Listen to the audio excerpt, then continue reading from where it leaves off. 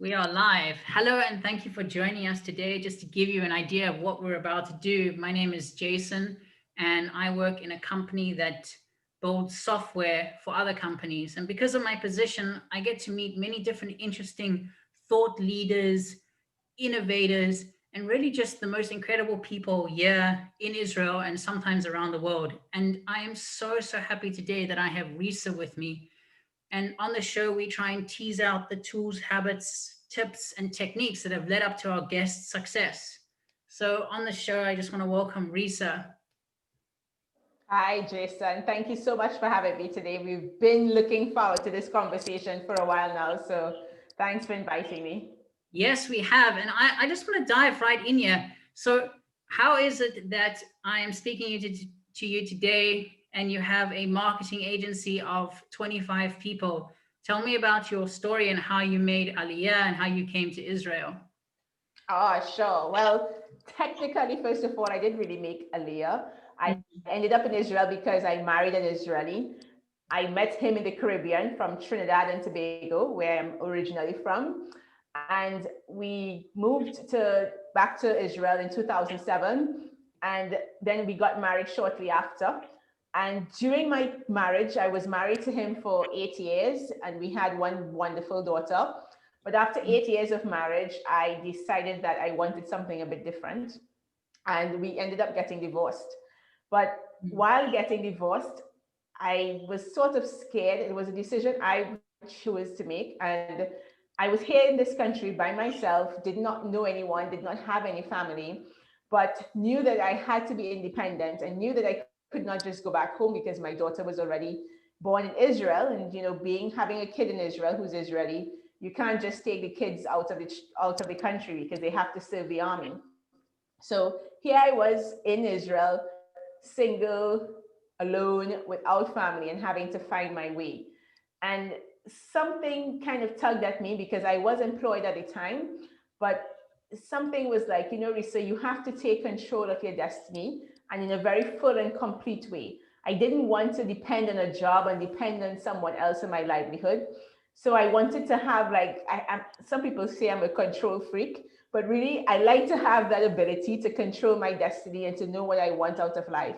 So this was sort of the kind of synopsis that sort of shoved me into starting my own business.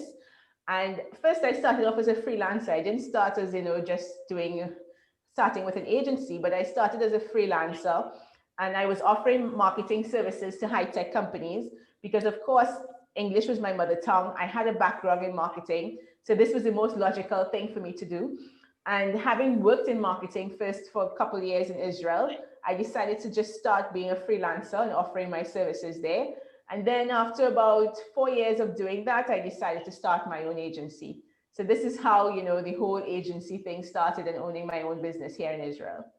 Amazing. And I love that you were brave enough to say, listen, I am on this path, but I need to do something new. And so often in life, we're so afraid of change because we're afraid of what's going to be. And you were able to push past that. And I'm fascinated because I deal a lot with software development companies, I deal a lot with high tech companies. And I very rarely see women CEOs, sadly, here in Israel, especially women CEOs of color. And so I love that we're doing this and shining light on this.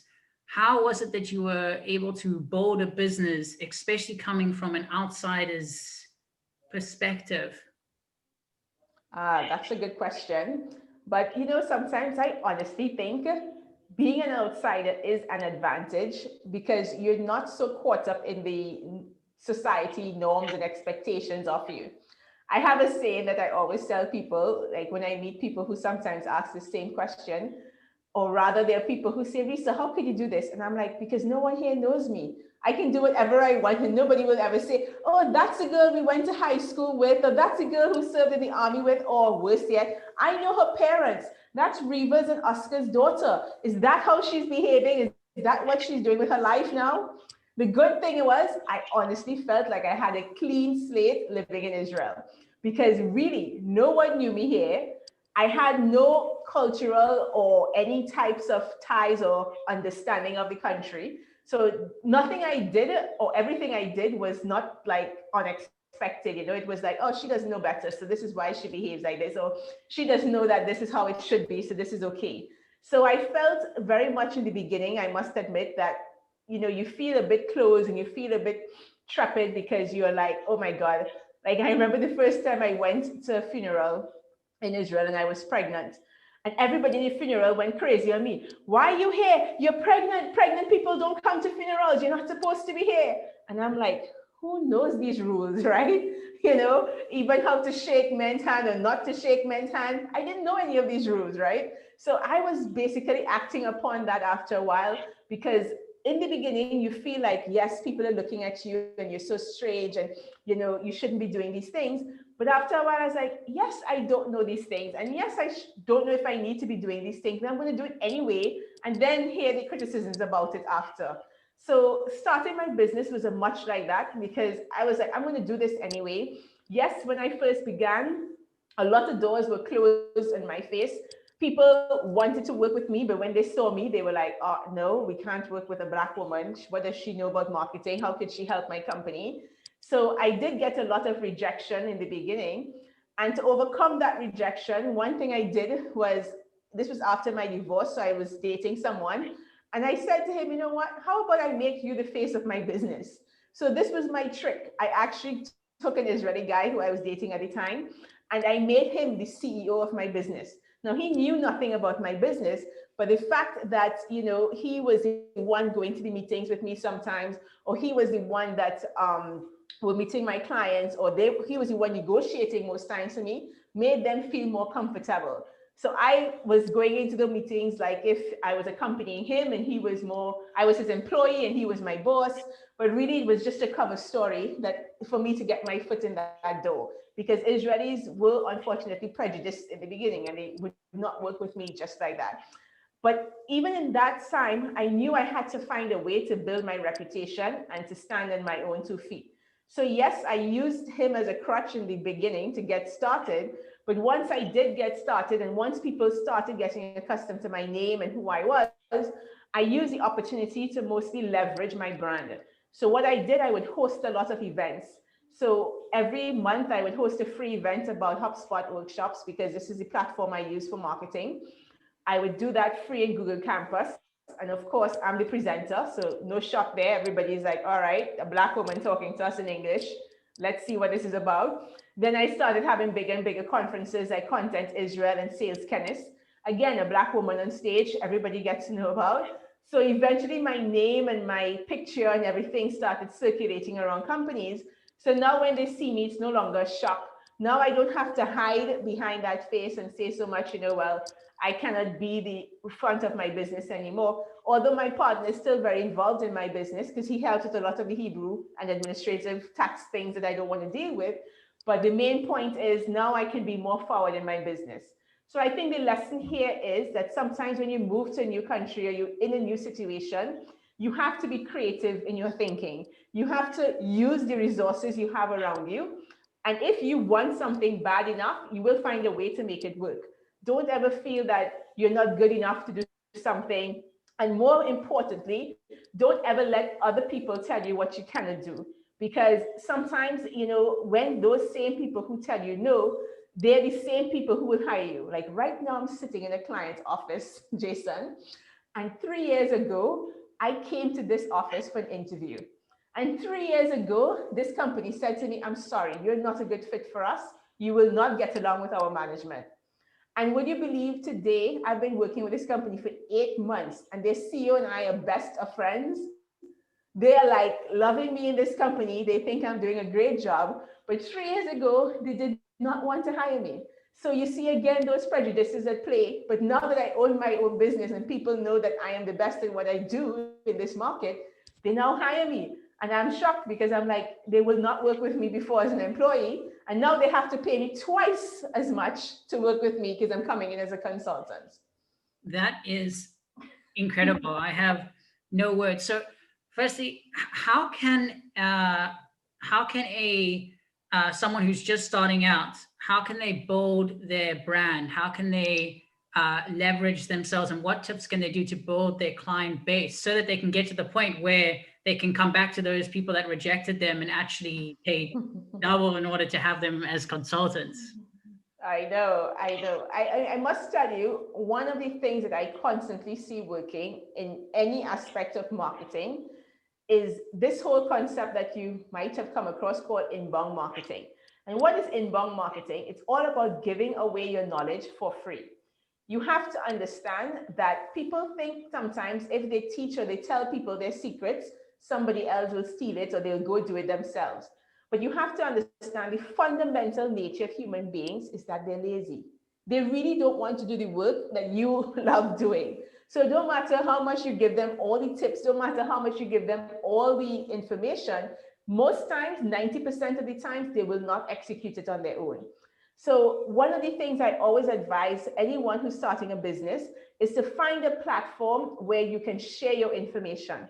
Start giving information away for free. Start educating people about how they can do their jobs better, whatever that niche is that you are existing in, how they can perform better.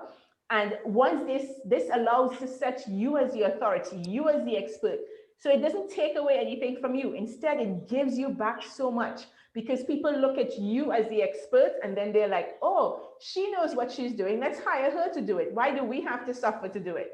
So this is what happens. And this is how people really can start their business. Now, the thing about this strategy, it's not a quick fix. You're not going to be successful overnight by doing this. But I can tell you, when I started my agency 3 years ago, almost 4, the first 2 years, this is what I did. And today, I just got a text message from someone who said to me, your name comes up all the time in all these WhatsApp groups whenever we ask about HubSpot. So I had to talk to you. So this is what my brand has done for me now. I don't have to promote myself anymore. I don't have to do external ads anymore. People are talking about me and referring me each and every day. So these are the clients that I get eventually, and these are the clients that I'm able to work with. So I'm telling you, giving away your information will not take away anything from you, but it will help propel your brand in the future and in a very short space of time as well. I love that. So someone who's out there and listening, they can leverage their knowledge and give it away on a platform for free, as you did. You said you did trade shows. So you would speak about Hotspot, your platform that you use, and you would basically just give away free information. And instead of people taking that and running and doing it themselves, they would actually come to you as the experts. Exactly, exactly. And again, these sometimes people are afraid to host events and do things, and there's so many technology ways to get these things done quickly. As I said, I use Google Campus. Google Campus is a free resource for anyone who wants to have an event, wants to serving startup companies and technology companies. You just go on the Google website, apply to do your event. It's free of charge. They even give you cookies and milk and coffee, everything you want. You don't even have to spend a cent in feeding anyone, and you have a beautiful environment to have your workshops or your presentations.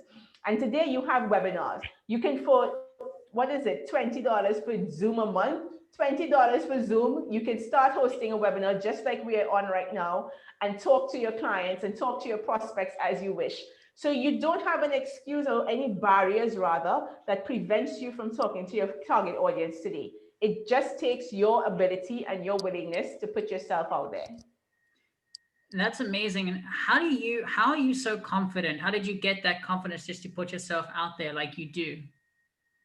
Oh, Jason, don't be fooled. I'm not that confident, okay? People see me and they think, okay, wow, this woman knows what she's about. She's so confident. Honestly, I'm not that confident, but I have a sort of saying, I think, in the back of my head that says just go big or go home, rather.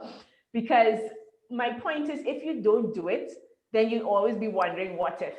So I don't like living in the what if. I prefer to do it, try it. If I fail, take it as a lesson. And if I succeed, great. One more to go and keep going. So I don't allow failures and I don't allow distractions to keep me from what I need to do.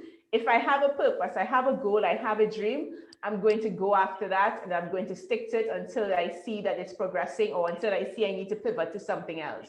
But I don't, standing on a stage, yes, can be scary for some people. But if you're in love with your purpose and your dream more than you're in love with that fear, you will get over it and you will continue to do what you have to do to present and bring that knowledge to your audience.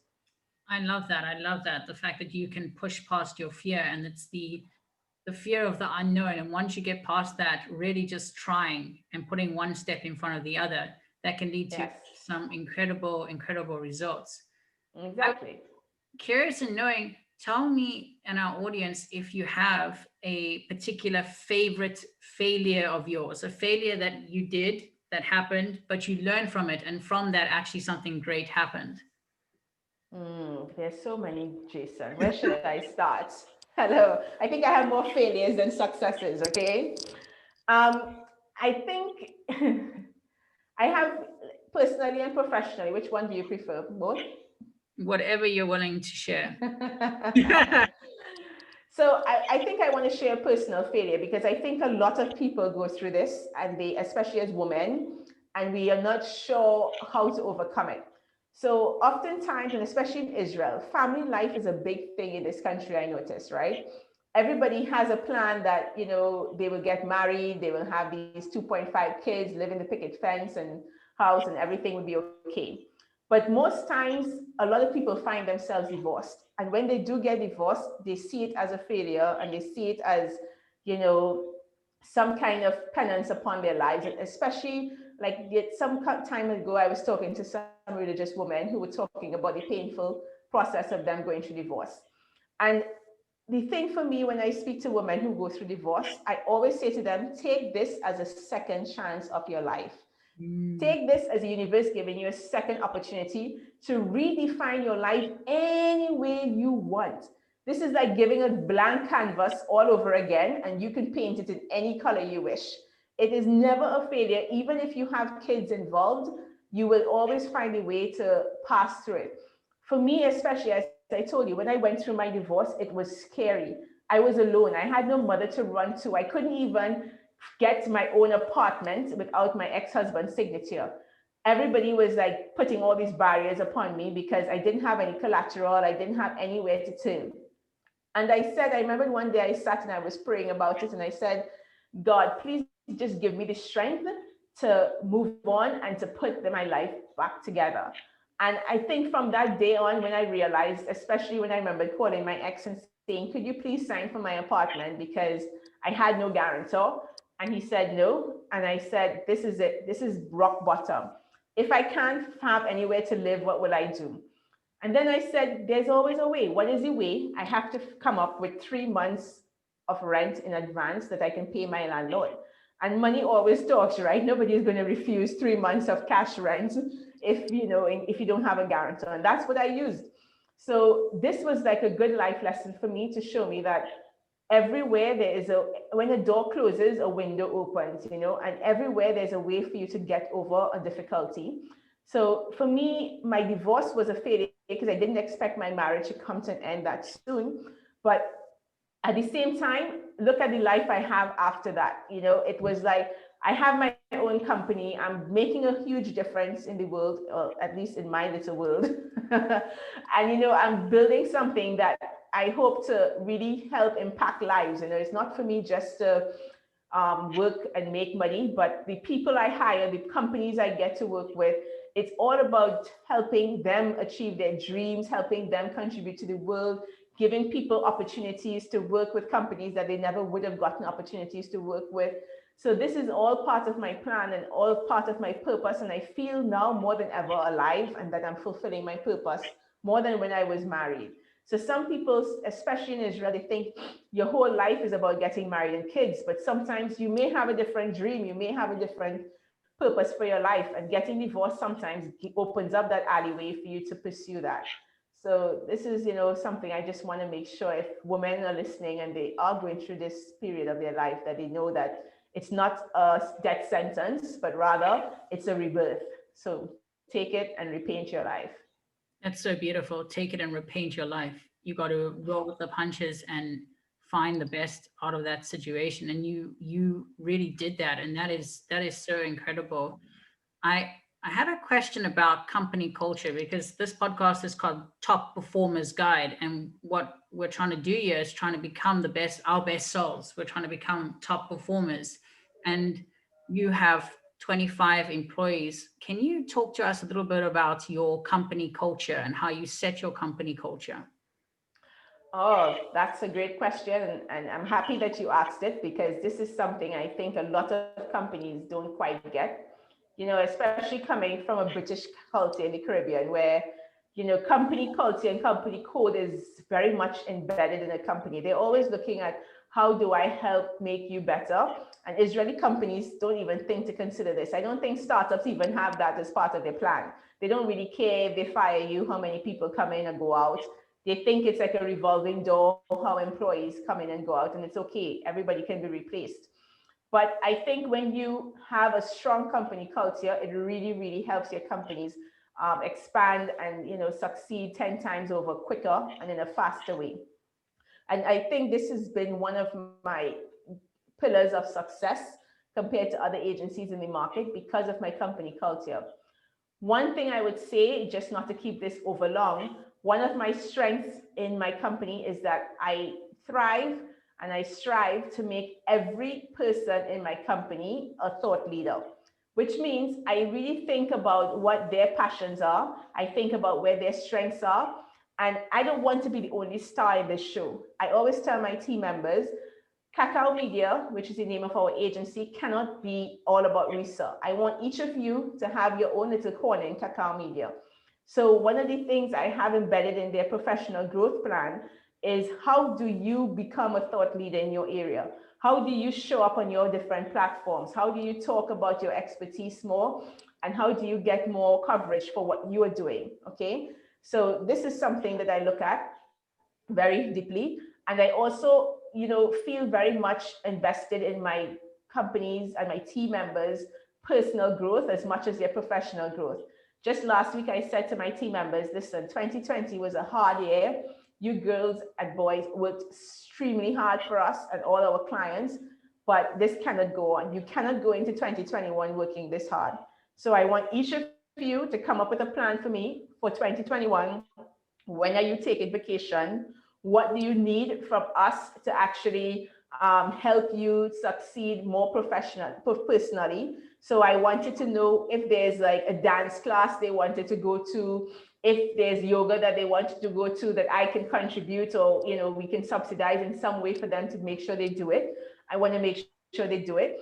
And I also implemented a rule that will start in 2021 called the 980 rule. And I got this from my sister's company because she works in BP. And their 980 rule really was if you work 9 days in a row or you work 80 hours in a row, you have to take a day off. So basically, every 2 weeks, you get a day off.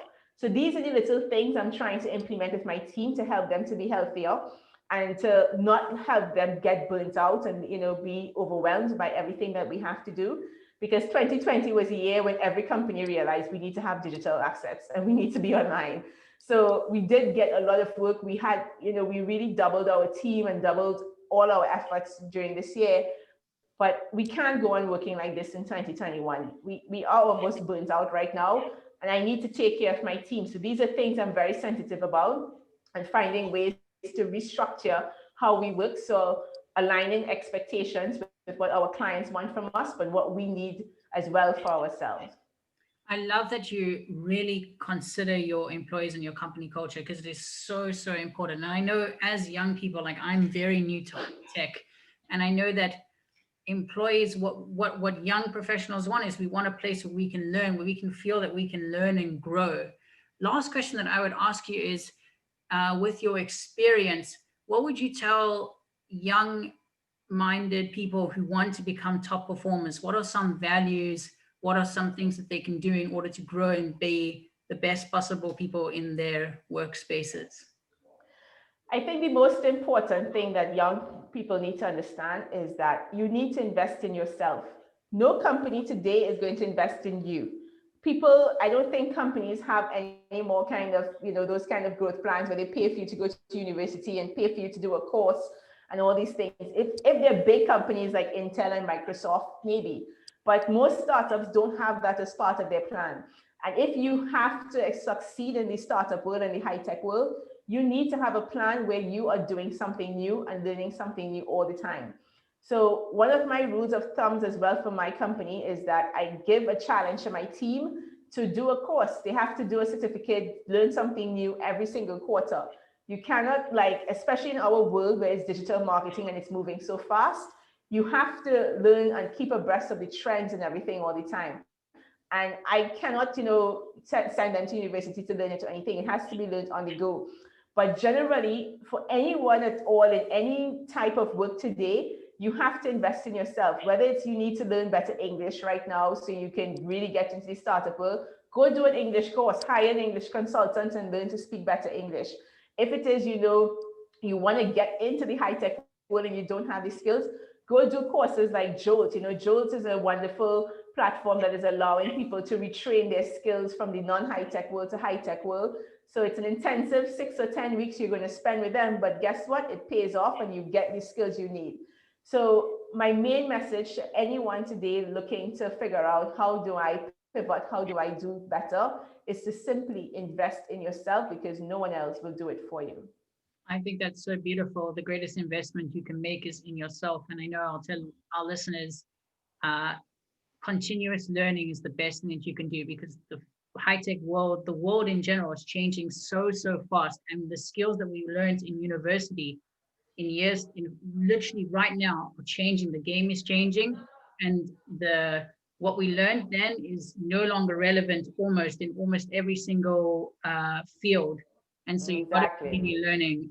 One of the great ways is also LinkedIn Learning is something you can do courses online, this skill. Exactly. And there's so many free platforms, right? So you Yeah, don't even have to pay a cent to learn anything new today. Just Google it and you can come across a free course on it. so true. Finally, Risa, where can people find you if they want to work with you or consult with you? Sure. I think the easiest place is on LinkedIn. So everybody can just connect with me there. It's simply Risa Gooding. And just look for me on LinkedIn. I'm always happy to connect with like-minded souls. So don't hesitate. I never reject a connection. So just always connect and drop me a note. Tell me that you listen to this podcast. So Jason and I can say, oh, how cool. Somewhere you listen to us. So yeah, LinkedIn is probably the best. Amazing. Once again, I want to thank you so much for coming on the show. And just to thank our listeners, we've covered so many amazing topics over here, from your story, from giving away free knowledge, to the importance of investing in yourself and investing in a company, investing in company culture. So many beautiful, powerful points. So thank you, Risa, for all of this beautiful knowledge. Thank you, Jason. It was really a pleasure being here with you guys today. And I wish you all the success, especially in this coming new year. Thank you.